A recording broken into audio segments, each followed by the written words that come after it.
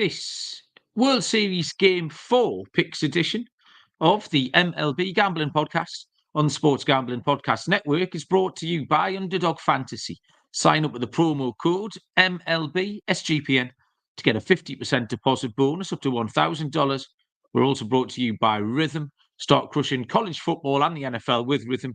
Get your 7-day free trial by going to sportsgamblingpodcast.com/RITHMM.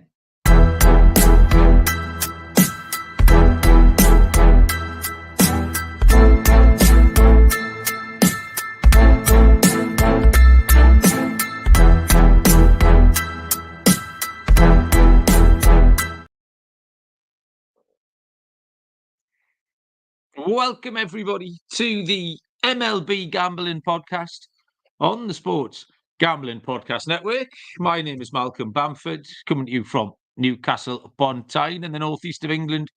Today is Tuesday, October the 29th. We are here to possibly read the last rites on the New York Yankees as we head into Game 4 of the World Series. Joining me is New York Yankees fan, Mr. Scott Reichel. Scott, what's happening? Dodgers plus 130 fan, for the sake of game three. Can't complain. Doesn't get much easier than that, actually. You saw the Dodgers go up 2-0 early. Freeman homered again. What else is new? And the Yankees didn't score for about 8 2/3. And then Verdugo hits a 2-run homer, which he stares at while they're down 4 runs. So there you go. That kind of sums up the Yankees' performance yesterday. I can't tell what was worse, the Yankees' performance or Fat Joe before the game. It was really just a mess from start to finish for the Yankees, but I feel like everyone focuses a lot on home field and why it's important. I don't think it really is for a decent amount of these sports. You could argue that in, for example, soccer or for college sports, it matters because the atmosphere is just crazy. College, you have a lot of young, I'd say non-professionals that are kind of adjusting to tough environments. But in reality, if you do what the Dodgers did yesterday, home field means nothing because you're going to be hyped up for the game. You're going to be focused on it for hours. You go down 2-0 immediately and you can hear a pin drop. Like, it can work against you in certain ways. In order for home field to actually matter, you have to start off at least somewhat fast because then it kind of snowballs and you build momentum and the crowd gets more into it. But if you take the crowd out immediately in the first 5 minutes of the game, the crowd works against you because suddenly it's quiet and you can't really, feed off any energy because there is no energy left to be had. So I thought that the Yankees were basically dead as soon as the first inning was over, and Judge still can't hit. He's still batting third. What else is new? I got nothing else to add. I mean, I feel like I said most of it in the episode with Munaf yesterday. I thought the price was insane. Yankees minus 145 was a joke. And I think you're just looking at a spot where the Yankees are outmatched here. The team can hit. They've been bad with guys on base for the entire postseason. Unless Sten and Soto bail this team out, nobody else is doing anything. And I just feel like the Dodgers are definitely the more well-rounded team. They're the more fundamentally sound team. Shout out to the third base coach for sending Stanton, who got thrown out by about 5 feet. They're one of the worst base running teams I've ever seen. The Yankees really don't do a lot of the small things well. And they got by because the American League, no offense if you are a fan of American League teams, it was a joke this year, if we're being honest. They faced off against Kansas City, faced off against the Guardians, two teams that can't hit. The Dodgers are clearly the better team. And I don't think it's that close. Do we agree on that? All right, firstly, I need to do these things in sequence. Was Fat Joe that rapper? He was the rapper, who was not very good. Right, because I was double parking last night. I had the NFL on the telly and I had the baseball on my laptop. And I was alternating between the audio, so I'd have one on mute and the other one. So I saw Fat Joe, and at the time was on mute. So I unmuted him for about 30 seconds to try and work out what the hell was going on. And after about 30 seconds, I was like, I've no idea what this is. Obviously, I'm an old white man, so I don't know if Fat Joe, an old white English man, in fact. So I don't know if Fat Joe's like aimed at me, but I lasted about 30 seconds before he went back on mute. And I put the Giants call on the TV. I was going to mention the National League versus the American League. The National League just had the better teams, didn't they? So kind of this hasn't come as a surprise. This is the first show I've done since game one. And I just feel like the enthusiasm for the whole thing's just almost disappeared or never really got going from kind of halfway through the first game. The I've watched the first sort of hour of the game so far, and then I have to go to bed because it's 2 a.m. And I normally catch up by putting the highlights on. This morning, I already knew the Dodgers were in front, and I didn't even put the highlights on. I just checked the score because I kind of knew that the Dodgers would have held on. Do you know what I mean? Like, just my instinct. And I think if I'm feeling like that, and the Yankees fans are feeling like that, and just this whole thing, even the comments already, people are kind of just written them off. It just never got going. And actually, in hindsight, it just seemed like it's gone to form that the Dodgers are a better team, are a more rounded team, as you say. The better teams, probably the top 3 or 4 teams, came out of the National League. Baseball doesn't always go to form. We know this. But yeah, this series has very much gone the way of how we thought it was.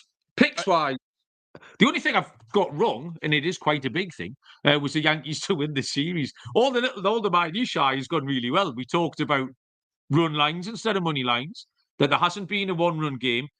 All the championship series, 11 games, and now 3 World Series games. That's 14 games. So if you're taking a team on the money line, take them on the run line. Because that's 14 in a row where the spread is very much not dead in MLB.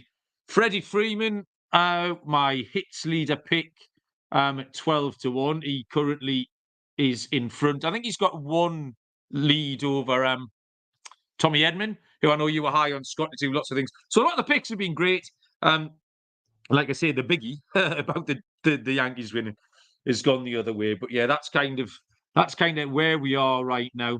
In the chat, Mafia James from Toronto was first in. Hello, mate. How are you doing? Jason's here. Skrills from the Curb eating. Ian and Christian joined us as well. I do want to touch on one thing, though, for Game 3, because the over didn't get there. The Yankees didn't contribute. That didn't surprise me. I like the Dodgers team total over instead. I just want to talk about the Yankees bullpen usage, because I tweeted about it, and some people have disagreed with me because they viewed Game 3 as an elimination game. Rightfully so, unless you're the 0-4 Red Sox. The series is basically over already. However, I don't get why Boone burned the entire bullpen, because you've had Stroman on the roster for the entire time. You haven't used him a single time. And the argument is you're saving him for mop-up duty when the game's out of reach and you don't want to burn any arms. They're down basically 3-4-0 immediately. Your team can't score. I mean, you said you didn't even look at the highlights because you knew the game was over in about the 4th inning. I thought the game was over in the 1st inning once Freeman homered. But the point is, we knew the Yankees had 1 hit in the first 8 innings of game 2. Then they had a little bit of a rally there in the 9th. Game 3 comes around. They're doing nothing. They can't do it with guys on base. Been the case the entire postseason. Judge is batting 3rd. He's batting below 100 right now for batting average in the actual series. So most people thought the game was over already at 4-0. I think most Yankees fans felt that way. Boone used 7 relievers in the game. 7? They were down multiple runs in every inning. 7 relievers? Like, I don't understand why you'd give the Dodgers an extra look at your bullpen guys. And not just the bad ones. You didn't throw out, like, Meza for 2 innings. You threw out Weaver. You threw out Canely. You threw out Holmes. You threw out everybody. Like, why would you burn the... I get that they can pitch back-to-back days. It's not the point. The point is, why would you want to get the Dodgers extra scouting looks at your relievers when it matters? And we saw in that Guardian series against the Yankees, if you use the bullpen a lot and you see a lot of relievers, you have a lot more success as the series goes on. So I understand some people didn't want to wave the white flag down 4-0. They could have played for 18 innings. The Yankees weren't going to score 4 runs yesterday. Like, I don't know why anybody thought the Yankees were suddenly on the verge of making a potential comeback. And a 4-0 deficit, you could argue, is kind of equivalent to like a 9-1 deficit, because they were not going to score 4 runs. That was not going to happen. Verdugo had a 2-run homer with 2 strikes in the 9th inning with 2 outs. Like, the game was over immediately. And now Boone burned the entire bullpen. They're going to reuse some guys. They might be less efficient, and they might once again struggle because the Dodgers have seen them more. I just hated the bullpen usage. As for the lineup, Judge should not be batting 3. It's insane he's batting 3. Whatever. The whole team didn't hit. But the bullpen usage by Boone, I thought was inexcusable. And I can't think of a good answer. The argument is, well, we got to try to hang in there because we got to make sure we give ourselves the best chance of winning to avoid going down 3-0. You were not winning that game. I don't care what anybody says. You were not going to win that game. Stroman's still on the roster. You haven't used him. If that's not the spot to use Stroman, I don't know what is. And if that's not the spot, then why is he on the roster? Like, I just don't understand why you would not bring Stroman in to at least eat up 2-3 innings instead of burning all your main guys. You used Holmes, Canely, and Weaver down like 4 runs? Really?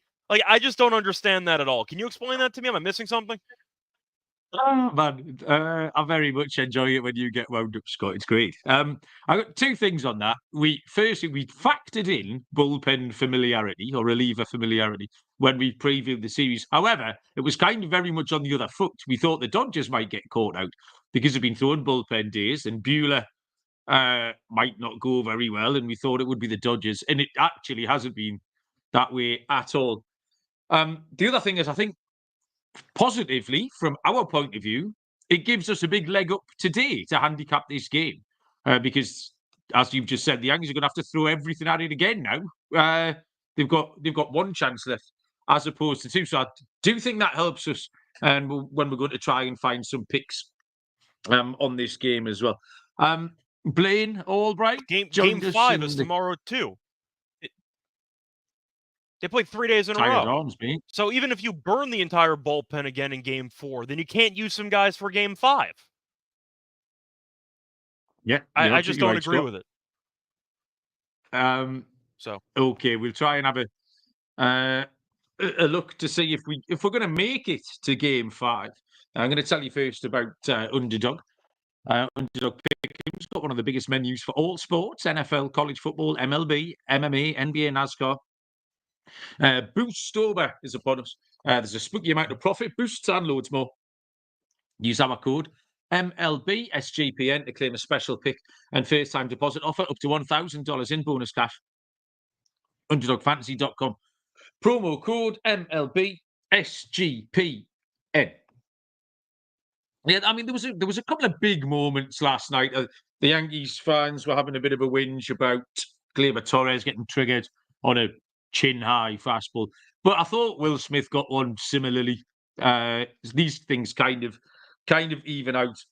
Well, I mean, it was a big spot for the Yankees, though. I mean, it was not close to a swing. You had guys on base. The Yankees couldn't score, so it did kill whatever rally. I'll put quotes around it. Did I think Gleyber was going to get a hit anyway? No, I have no faith in anybody on the team to do anything. But it killed the entire rally. So it was definitely a badly called game. I thought the home plate umpire wasn't great either. That's a whole separate can of worms why we don't just have the best umpires for all these games. Instead, we're using guys that are like lower ranked. They rank all the umpires. The umpires that are appearing in these games have not been that highly ranked, which I think is pretty weird that you're not just using your best guys blindly for the biggest games of the season. But yeah, the Torres call was really bad. Do I think it really mattered? No. You never know. Weird things happen in baseball, but they weren't going to score 4 runs against that team. And to go back to the bullpen thing, the Dodgers, in addition to having the day off the day prior, didn't use Trinan, didn't use some like high-profile guys. They saved a lot of their arms, and that's kind of a big deal in my opinion. And the Yankees had to use a lot of guys that they chose to use a lot of guys they didn't have to use. So the question is, if the Yankees do lose this game, is Boone fired? I don't know, because I thought he should have been fired 3 years ago. So I have no idea, but does a World Series appearance mean much for the first time in about 14, 15 years if you don't win a game in it? Does it matter? Like, I have no idea. So it's an interesting conversation, but I kind of want to ask you, it might depend on how Game 4 shapes out, but do you think this might be the last game Boone manages with the Yankees? Managers, is one of my baseball blind spots. I still don't fully understand the percentage that they contribute. Obviously, my background, football, it's a huge part and parcel, the identity of a team. And I'm not 100% sure, because I think you can win, in baseball, you can win with a bad manager, I would suggest. So yeah, I wouldn't be nearly qualified enough to get in on the manager action, Scott. Tonight's game is an 8:08 Eastern first pitch. The Yankees are going to throw Luis Hill. The Dodgers are going full-on bullpen day. I've seen Ryan Brazier listed in places. I've also seen Ben Kasperius listed in places. It doesn't really matter. It's just a faceless, one-inning sort of guy. What interested me first about this game tonight, from a betting point of view, Scott, was that from round about halfway through Game 3 last night, money started coming in on the Yankees for Game 4. They opened at round about minus 130, so it almost instantly went to minus 135, and are now trading at minus 150, where you can get the Dodgers at plus 125, and the total sits at 8.5. Luis Hill we haven't seen since October the 18th, so it'll be 11 days where he pitched okay through 4 innings at Cleveland. He didn't finish the season very well. I really don't fancy him to be able to hold the LA Dodgers the top of this lineup very long, particularly. In fact, it's not even the top of the lineup. You go all the way down. Kike Hernandez just turns up batting number 8 and does what he wants at all times. Edmund at 9-2, NLCS MVP. Yeah. He walked a lot of batters lately. I think he's walked 3 in his last couple of starts. His line for that is over 2.5 at plus 150. I'm not even sure he'll have enough rope to go long enough to get to that. So I did quite like that. But by the time he's walked a couple, that might be him gone out the game. The Yankees did use all their high leverage relievers last night. They have no option but to do so again. Like I say, Dodgers full-on bullpen game. You're going to get maximum 4 outs out of Brazier if it is him. They've done this a few times and actually been pretty successful doing it in the playoffs. As far as the side goes, I've got no reason, I've got no inclination to take the Yankees at minus 150 at all. They've been comfortably beaten 3 times. They're not putting bat on ball enough. I don't trust Hill even a little bit. And the Dodgers, I mean, they've got 2 options here. The Dodgers either go full tilt at it with the bullpen, matchup by matchup. You just listed all the guys that they didn't use out of the bullpen. And I don't think that's a good position for the Yankees to be in. So I'm going to take the Dodgers, but I've already mentioned I'm not taking any money lines. It's got to be a run line. So an alt run line for the Dodgers, minus 1.5 on the grounds that none of these games are 1-run games, is plus 185 for the Dodgers. I'm also interested in the over for a couple of reasons. The Dodgers versus Hill, I've already mentioned. But there is a possibility that the Dodgers might give up pretty quick. If they don't get the start they want, Dave Roberts has done this before in the series. If they get behind, they might just give up and know they're going to get back a start behind Flaherty or a start behind Yamamoto. They're going to have other opportunities, so they could just knock it on the head. So I think we've got more options of this going over 8.5, even though the last couple of games have been quite skinny. The first 5 over is my last outright play as well. Luis Hill, 18-8-2 to the first 5 over. That's 4.5, and the line is minus 111. So they are my main picks, Scott. Yeah, it kind of ties into what you said before about the run line. I know that's about plus 170, plus 180. No arguments from me. I think that's definitely a good value play. I feel like I am kind of going back to team totals here because the Yankees team totals at 4.5. Why would I ever assume they're going to score 5 runs in a game at this point? And the Dodgers team totals at 3.5 minus 125. And I believe they've scored at least 4 runs in 7 straight games. So nice. I don't know why I would just not run back what I just saw in game 3, which is the Yankees doing nothing. 4.5. I mean, the Yankees could be winning and they're not batting in the bottom of the 9th inning. There's a couple ways to get there. So I think you're looking at the Yankees team total under at 4.5 making sense. Dodgers at 3.5, really? It feels very low for that team. I'll go over on that too. You said Heel hasn't pitched in about 11 days. That's the only time he's pitched in a month. So Once again, he had a long layoff entering that Cleveland start. He was fine, 4 innings, 2 runs. And now he's back after about 11 days again. So the Yankees' idea, once again going back to the bullpen usage, for game 4, an elimination game, was to use a guy with basically no playoff experience who's pitched 1 time in a month, and you burned a lot of your main relievers. Like, I just don't really understand the angle there for game 3 and how that played itself out. But I don't really trust Heel. I'm not going in expecting Heel to give you 5 scoreless. He might only go 4 innings. And you're looking at the Dodgers bullpen. They saved a lot of guys for this game because Buehler went about 5 innings. He was great, by the way. Shout out to Buehler.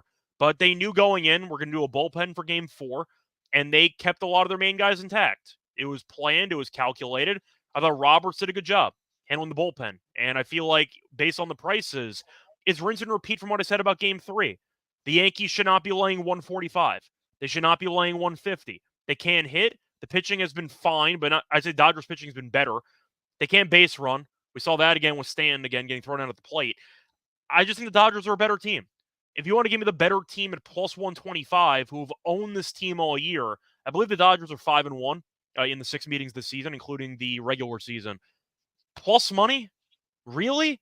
Like, must-win doesn't even apply because Game 3 was a must-win game and the Yankees got their asses kicked. So I don't really know what must-win even means at this point. I'll take the Dodgers at plus 125. 150? Why would I lay that with the Yankees? 150? Really? You're absolutely right, Scott. I don't know where the public money came from for that. And I might wake up in the morning and the Yankees might have won the game. But regardless of that, I think there is only one course of action if you go into the betting window, and that's the pick that we're making. Michael joined us in the chat. Michael, welcome. How you doing? Let's see if we can pick out a couple of player props to finish us off. What might be the last picks of the season. Let me tell you about Rhythm, our proud partner. Rhythm, the #1 AI-powered sports betting platform, helps provide bettors of all levels the ability to build custom predictive betting models in seconds, get predictions for betting on money lines, spread totals, and props. Build your own model, copy one of the top performing models from the leaderboard, or press build a model for me. Rhythm gives you predictions for every game and player prop. Rhythm's NBA models are now live as well. Scott is the very, very shrewd host of the NBA Gambling Podcast. Claim your 7-day free trial by going to sportsgamblingpodcast.com/rhythm. That's sportsgamblingpodcast.com/RITHMM. And BetUS, the best in the business for over 30 years. Deposit using crypto, lightning fast payouts. There's a trick or treat on Horror Street special. You get a raffle entry into the Halloween bonus. The giveaway is up till October the 31st. You can enter multiple times. Every $200 deposit gets you an entry. Sportsgamblingpodcast.com/BetUS is the place to go with the promo code SGPN. Sportsgamblingpodcast.com/BetUS. Player props. I've got one. This is brilliant. This is award-winning pick, this one, Scott. It's -400. If you're a rich man, fill your boots. Really, I just thought I'd push it out there because it looks like it absolutely nailed on. If you're building a same game parlay, if that's the sort of thing that blows your scale, Shohei Ohtani under half a stolen base. He's got no intention of going anywhere because he wants his arm to fall off. He's just going to stand there. It's absolutely fine. Under half a stolen base is -400. I mean, best -400 shot I've ever given out, Scott. Other than that, Anthony Volpe, I know he's one of your favourites. He cannot hit the ball, can he? He had a single yesterday. Else red. Sorry? He had the single that got Stan thrown out at the plate. He had a single yesterday.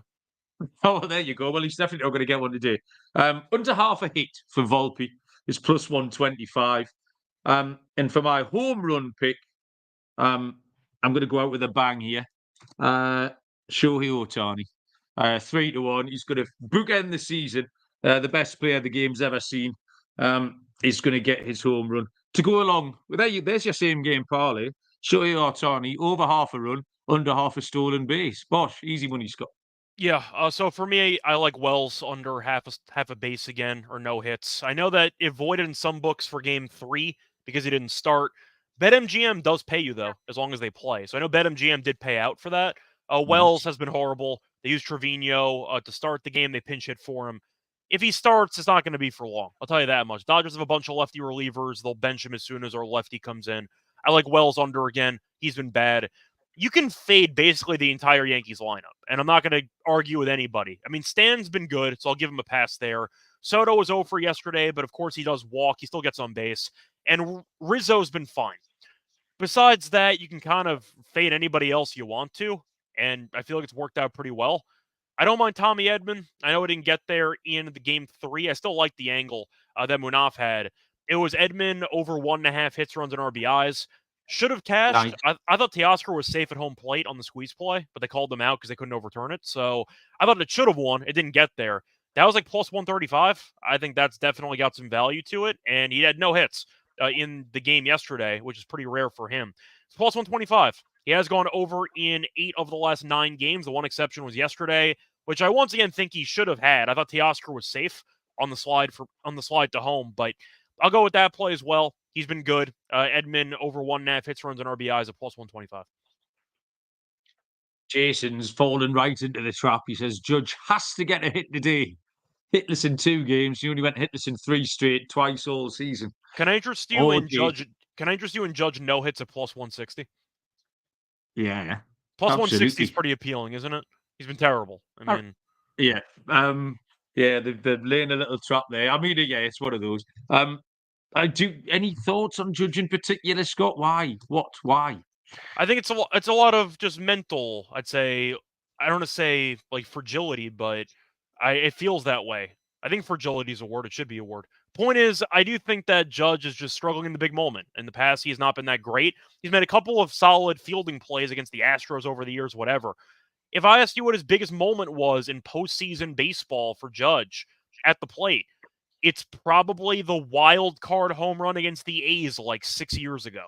It's been a long time. Like, he hasn't really done anything in the postseason hitting. And I feel like it's an issue that has been pretty obvious to at least recognize. And Boone refuses to move him in the lineup. It's insane. Now, I'm not only blaming Judge, but I do think if he played better, some energy might, trickle down to the rest of the team. But I said it going into game 3 in the preview. They cannot bat Judge third. They can't do it. They have to move him down. It's not even a discussion. He's batting below 100 for batting average. You cannot bat him 3. What'd they do? They batted him 3. The only thing they changed was using Trevino instead of Wells, which is replacing a 0 with a 0. So that doesn't do anything. Judge can't bat 3. Like, you can try to dive into it. I witnessed it with A-Rod. Then eventually in 2009, he broke through, and he ended up carrying the Yankees to a World Series. You're hoping that the same thing could happen. Judge can find himself for one playoff run, but you could tell it's not working out. He's pressing. It's clearly mental. It's clearly getting to him. And his approach at the plate, not just him missing pitches barely, he's not even close in half these at-bats. And I feel like that's the biggest concern of it. You can't bat him 3. At some point, you got to toss ego and pride aside. Boone's job should be on the line, and he just keeps rinse and repeating the same lineup. It's crazy. It's the definition of insanity. He's expecting different things to happen. Well, we've seen it for the entire postseason. Judge can't hit. It is what it is. It sucks. You're probably going to lose anyway because your best player, the eventual MVP winner, can't get a hit. I get it. But at some point, read the room. You got to move him down. You got to try something. You're on the verge of getting eliminated. Can you at least try to put Stan at 3? Can you try something? Put Judge at like 5? Am I asking too much? Am I asking too much? I feel like, what are we looking at? One of the favorite things about how I consume baseball, Scott, is that I don't give a shit. I don't have to go through any of this. I sit and do 50 shows a year with Dylan when he's depressed, furious, sounding off. I then do a load with you where the Yankees have clearly got under your skin a little bit. Now, I'm doing the Premier League show in half an hour. My mood will switch because Newcastle are getting beat. Newcastle are not winning. So I'm going to do the show in the same vein that you've done this show, from a point of mild agitation with the whole thing. The baseball, I'm so lucky that I don't have to go through it, Scott. But I very much enjoy your passion for it. That very well might be the last pick show of the year. If the Yankees can get one tonight, there'll be a pick show tomorrow. Scott, anything else you want to tell the people before we go? Not really. Shout out to Baz and you for hitting the 14-1 shot on ETH to get sacked, which felt obvious. Beautiful. I actually can't believe that was 14-1. I don't think I could bet that in New York, but I would have if I knew about it. Point is, yeah, I think Boone might get sacked soon, but who knows? Because Cashman and Boone have had unlimited job security for a long time. I do think that Roberts has, I'd say, outmanaged Boone pretty heavily. The counterpoint is that does it matter if a team can't hit? Not really. I mean, game 1 using Cortez out of the bullpen was inexcusable. using Judge in the 3 spot for every game's inexcusable. I thought burning the bullpen in Game 3 was inexcusable too, but I think Boone's been a mess. So once again, my main point for Game 4, I'll put it this way. I think this will be the last game of the season. I don't see the Yankees winning. If they get up for one game, congrats. But in reality, no matter if the Yankees win or lose, 150 is an unbettable price. That is an insane number that nobody should be taking. It's Dodgers or pass, and I'm going with the Dodgers.